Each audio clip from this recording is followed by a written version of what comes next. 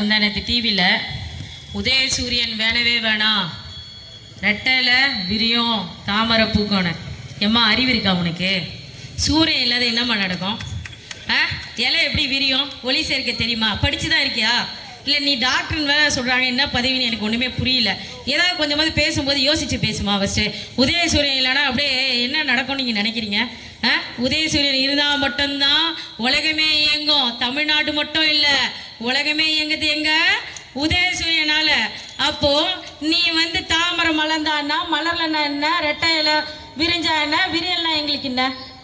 உதயசூரியன். இன்னொன்று இப்போ பாருங்க, பட்ஜெட்டில் வந்து எங்களுக்கு நமக்கு வந்து அமௌண்ட் ஒதுக்க மாட்டாங்க. நீ யார் எனக்கு பட்ஜெட்டில் அமௌண்ட் ஒதுக்கிறதுக்கு?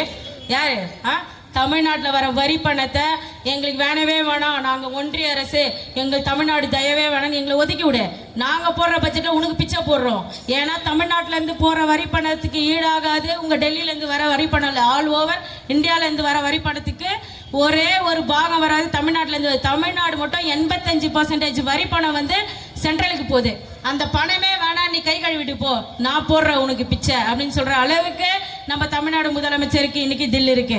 இன்னொன்று, இப்போ விசிலன்ட்டு ஒருத்தர் வந்து அவர் என்ன முதலமைச்சர் கேண்டிடேட்டா கேட்குறேன் நான். அவர் வந்து என்ன பண்ணுறாரு, டான்ஸ் ஆடுறாராம், விசில் அடிக்கிறாராம். எப்பா நீ வந்து படத்தில் ரிகர்சல் ஆடுற மாதிரி முதலமைச்சர் ரிகர்சல் பார்க்க முடியுமா? விசில், அதுக்கு தமிழில் பேர் வந்து மடக்கு ஊதியம். 10 வாடி தொடர்ந்து சொல்லுங்களேன், ஒரு 10 வாடி மடக்கு ஊதியம் சொல்லுங்க பார்க்கலாம். டே அது உச்சரிச்சு பாரு ஃபர்ஸ்ட், அதுக்கு அர்த்தம் என்ன உனக்கு புரியும். நான் வந்து சொல்ல விரும்பல, ஏன்னா எனக்கு முன்னாடி வந்து இங்க பெரிய பெரிய அண்ணாவெல்லாம் நிக்கிறாங்க. புரிஞ்சுக்கிட்டு வா ஆட்சிக்கு.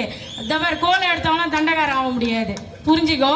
ஸோ அதனால வந்து இந்த மாதிரி கூட்டணி கட்சியில் இருக்க நம்ம தலைவர்கள் எல்லாம் சேர்ந்து நம்ம அண்ணன் மு.க. ஸ்டாலின் அவர்களை ஆதரித்து திரும்பியும் வெற்றி நடை போடும் என்று உறுதியோடு தெரிவித்துக் கொள்கின்றேன். வாய்ப்பளித்ததற்கு நன்றி.